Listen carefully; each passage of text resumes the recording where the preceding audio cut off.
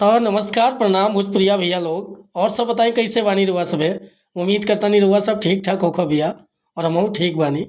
तो स्वागत बाटे आप सबके राइटर विजय बागी के चैनल पर। और आज उपस्थित बानी भैया रुआ सबके बीच में लेके जिला स्पेशल एकदम ब्रांड भोजपुरी होली गीत। और दिल से बताओ तनी भैया कि एक अगर बढ़िया म्यूजिक बनवा के आ तरीका से गायकी कर देता नहीं तो रील पर यूट्यूब पर गर्दा मचाई भी आई गीत। दिल से बताओ तनी।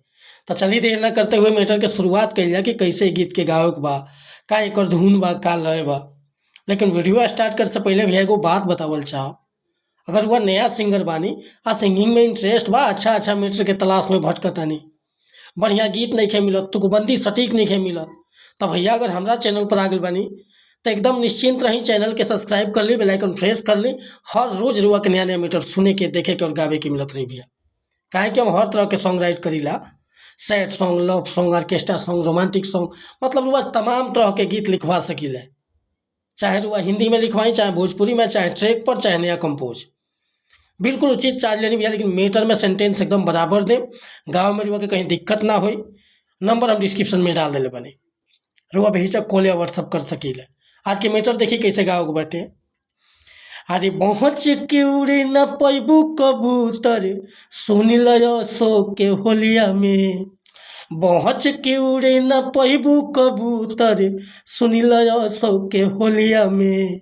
आ लहंगा में डाली लखनऊ जिला, चंपारण डाली रंग चोलिया में। लहंगा में डाली लखनऊ जिला, चंपारण डाली रंग चोलिया में। पहुँच के उड़े न पैबू कबूतर, सुन लो सो के होलिया में। अरे बच के उड़े न पैबू कबूतर, सुन लो सो के होलिया में। लहंगा में डाली लखनऊ जिला रंग, चंपारण डाली रंग चोलिया में।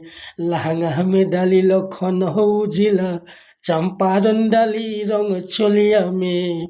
तो भैया हमारा आवाज़ थोड़ा सा जानते हैं, सर्दी का मौसम चलता तो वजन निकलता, रुआ के एकदम ऊंचा स्किल से टान के गायम बढ़िया से, तो गाना पक्का बच जाए भैया। म्यूजिक बस बढ़िया क्लासिकल होके के चाहिए, और गायकी मतलब एकदम बेजोड़ होके के चाहिए।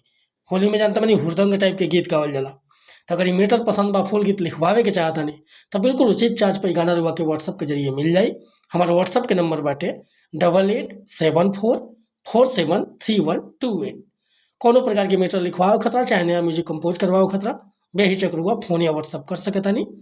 वीडियो पसंद आई तो लाइक करब, कमेंट करब, और चैनल पर पहली बार लोग भैया तो चैनल के सब्सक्राइब कर ले। जय हिंद, जय भारत, जय भोजपुरी समाज।